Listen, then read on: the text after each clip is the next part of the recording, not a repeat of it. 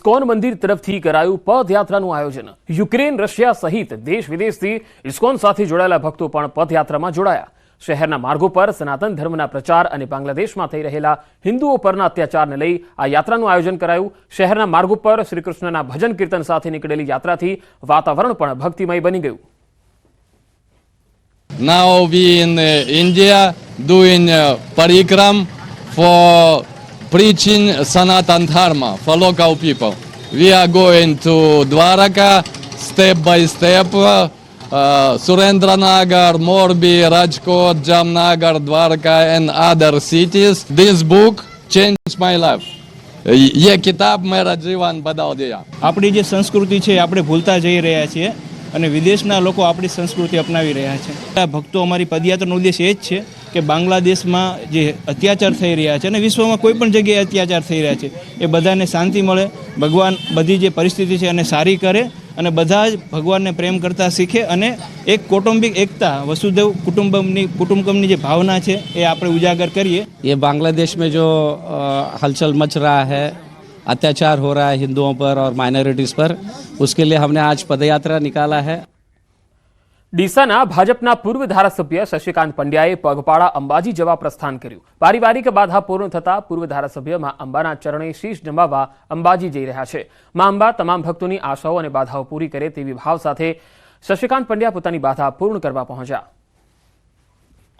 પારિવારિક બાધા હતી અને માં જગદંબાએ એ બાધા પૂરી કરી છે અને ખૂબ લાંબુ દીર્ઘાયુ અર્પે એવી માતાજીને આજના દિવસે પ્રાર્થના કરવા જઈ રહ્યો છું। અને જે મા જગદંબાના દ્વારે આવે છે, દુઃખી થઈને આવે છે, રડતો રડતો આવે છે અને હસતો હસતો જાય છે। મા જગદંબા તમામની બાધાઓ પૂરી કરતા હોય છે, પણ પૂરી શ્રદ્ધાથી, પૂરા મનથી તમે માતાજી ઉપર શ્રદ્ધા રાખો તે 100% માતાજી તમારી સાથે રહેતા હોય છે। રસ્તા પર વાહન પાર્ક કરતા લોકો ચેતજો। વડોદરામાં રોડ પર પાર્ક કરેલી બાઇકની ચોરીની ઘટના સામે આવી। નિજામપુરા વિસ્તારમાં બાઇક ચોરીના સીસીટીવી સામે આવ્યા। રાત્રે રસ્તા પર પાર્ક કરેલી બાઇકને ચોર ઉઠાવી ગયો। પડવારમાં ચાલાકીથી બાઇક ચોરીની ઘટના સીસીટીવીમાં કેદ થઈ ગઈ। જો કે ચોર આગળ જતા પોલીસની નજરે ચડી ગયો। કેનાલ રોડ પર બાઇક ડસડીને લઈ જતા યુવક પર પોલીસને શક જતા પૂછપરછ કરી। કડક પૂછપરછ કરતા આરોપીએ બાઇક ચોરી કરી હોવાની કબૂલાત કરી લીધી, જેથી પોલીસે આરોપીની ધરપકડ કરી ચોરી કરાયેલી બાઇક જપ્ત કરી। પૂછપરછ દરમિયાન આરોપીનો ગુનાહિત ઇતિહાસ પણ સામે આવ્યો। આરોપી વિરુદ્ધ અગાઉ દાહોદમાં પ્રોહિબિશનના 2 ગુના નોંધાયેલા હોવાનું ખુલ્યું છે।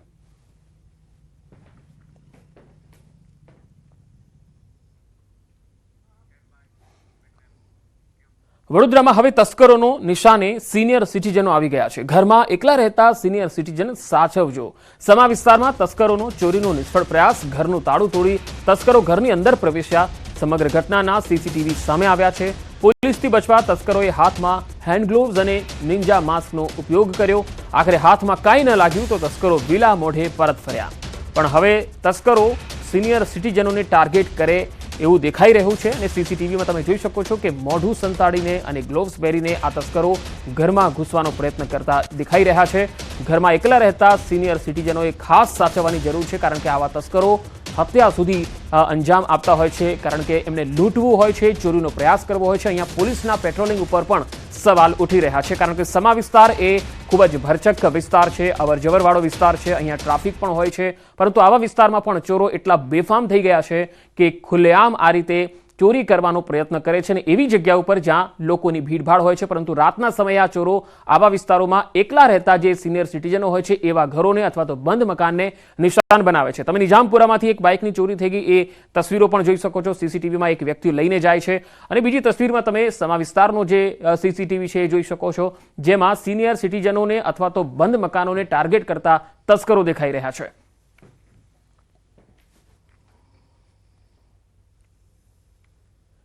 તો વડોદરા શહેરમાં 2 અલગ અલગ ચોરીના બનાવ, એકમાં બાઇક ચોરી અને બીજી તસવીરમાં જોઈ શકાય છે કે જ્યાં મકાનમાં તસ્કરો પ્રવેશ્યા। જો કે કંઈ જ હાથ ન લાગ્યું, વિલા મોઢે પરત ફર્યા। પરંતુ આ તસ્કરો માથા ઉપર જે અલગ પ્રકારનું જે માસ્ક છે એ પણ લગાવીને આવ્યા હતા અને હાથમાં હેન્ડ ગ્લોવ્સ હતા। નિંજા માસ્કનો તેમણે ઉપયોગ કર્યો હતો, જેથી તેમની ઓળખ છતી ન થાય અને આ મકાનમાંથી તેમને કંઈ જ ન હાથ લાગ્યું, એટલે વિલા મોઢે પરત ફર્યા। પરંતુ તસ્કરોના હાથ એટલા મજબૂત બની ગયા છે કે ના તો તેમને કાયદાનો ડર રહ્યો છે, ના પોલીસનો કોઈ ડર રહ્યો છે, ના તેમને જેલ જવાનો કોઈ ભય છે।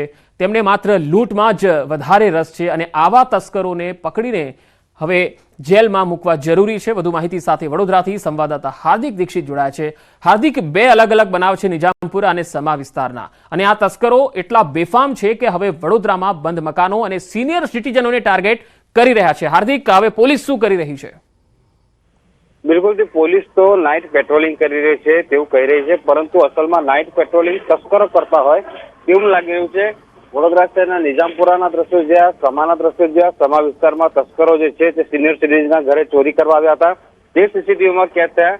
તો બીજો એક કિસ્સો સામે આવ્યો છે નિજામપુરા વિસ્તારમાંથી। જો રાત્રિના સમયે લોકો પોતાના ઘરની બહાર અથવા તો મેઇન રોડ પર વાહન પાર્ક કરીને ક્યાંક જતા હોય તો તેમને ખરેખર ચેતવાની જરૂર છે। તસ્કરો એ હદે બિંદાસ બન્યા છે કે જે મેઇન રોડ છે ત્યાં બાઇક પાર્ક કરેલી છે અને પાર્ક કરેલી બાઇક છે તે ચોરીને ફરાર થઈ જાય છે। આ કેનાલ રોડ પરથી આ તસ્કર જે છે તે બાઇક ઢસડીને લઈ જતો હતો। દરમિયાન પોલીસની ગાડી આવી, તેની પૂછપરછ કરી તો તેને આ બાઇક જે છે ચોરી કરી હોવાની કબૂલાત કરી છે। આ 23 વર્ષીય દિનેશની ધરપકડ જે છે પોલીસે કરી છે અને વધુ તપાસ હાથ ધરી છે। જી હાર્દિક, આભાર માહિતી આપવા માટે। અમદાવાદમાં ગઠિયા બેફામ બન્યા છે। અકસ્માતના બહાને 40 લાખની લૂંટ કરીને ફરાર થઈ ગયા। હીરાવાડી રોડ પર બુકાનીધારી બે લોકોએ લૂંટ ચલાવી। અકસ્માતના બહાને કાર ચાલકને રોકી અને લૂંટ કરી। કૃષ્ણનગર પોલીસે તપાસ હાથ ધરી। બાપુનગર જયંતિ સોમા આંગડિયા પેઢીમાંથી 40 લાખની રોકડ લઈ અને તે નીકળ્યો હતો। નસીબ ઇન્ફ્રા બિલ્ડિંગ કન્સ્ટ્રક્શન સાથે સંકળાયેલ હરી રંગોડિયા સાંજે પૈસા લઈને નીકળ્યો, એ દરમિયાન આ બનાવ બન્યો। અકસ્માતના બહાને ગાડીનો કાચ ખોલાવી અને 40 લાખ ભરેલ બેગ લઈ અને બાઇક સવાર શખ્સો ફરાર થઈ ગયા। કૃષ્ણનગર પોલીસે સીસીટીવી ફૂટેજ મેળવવા પ્રયત્નો શરૂ કરી ફરિયાદ નોંધવા તજવીજ હાથ ધરી। એક બાઇક ચાલક આવેલ અને એમને કહેલ ગાડી ઊભી રાખીને કે તમે મારા પગ ઉપર ગાડી કેમ અડાવી, એમ કરીને એમને વાતોમાં રખાવી અને તે જ સમયગાળા દરમિયાન અન્ય બાઇક ચાલક આવેલ અને જે ગાડીની બાજુના સીટમાં મૂકેલ રોકડ રૂપિયાવાળી રકમ બેગ જે અન્ય બાઇક ચાલક હતો તેણે નજર ચૂકવી અને ચોરી કરેલ અને પછી ત્યારબાદ બંને બાઇક ચાલક ત્યાંથી ભાગી ગયેલ। તે સંદર્ભે કૃષ્ણનગર પોલીસ સ્ટેશનમાં ચોરીનો ગુનો દાખલ કરવામાં આવેલ છે। બેદરકારીથી કન્ટેનર રિવર્સ લેતા યુવકનું મોત થયું। વડોદરાના હાલોલમાં કોટાલી ગામ પાસેનો આ બનાવ, સમગ્ર બનાવ સીસીટીવીમાં કેદ થયો છે। સેન્ટેક્સ ટ્રાન્સપોર્ટના કન્ટેનર ચાલકે રિવર્સ લેતા 35 વર્ષીય યુવકને કચડ્યો હતો। રિવર્સ લેતા કન્ટેનરે કમ્પાઉન્ડ વોલને અડીને ઉભેલા યુવકને કચડી દીધો। અકસ્માતમાં યુવક ઘાયલ થતા સારવાર અર્થે હોસ્પિટલ ખસેડાયો, જ્યાં ટૂંકી સારવાર બાદ મૃત્યુ થયું। જરોદ પોલીસે કન્ટેનર ચાલક વિરુદ્ધ ગુનો નોંધી તપાસ હાથ ધરી।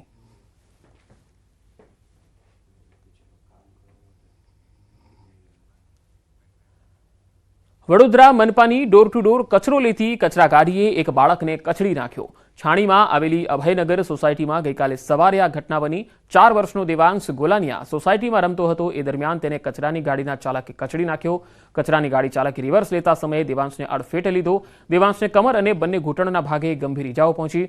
દેવાંશને સારવાર માટે ખાનગી હોસ્પિટલમાં લઈ જવાયો, જ્યાં તેનું મોત નીપજ્યું। પોલીસે પાલિકા પાસેથી એ વિસ્તારમાં ફરતા કચરાની ગાડીની યાદી મંગાવી।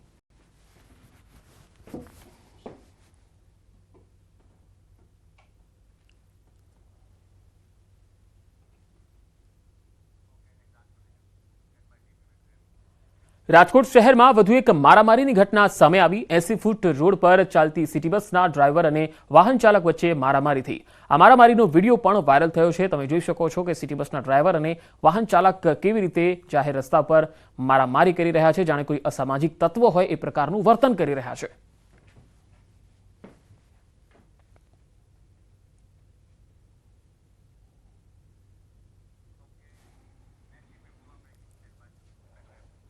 અમદાવાદમાં ભુવા નવલસિંહની પૂછપરછ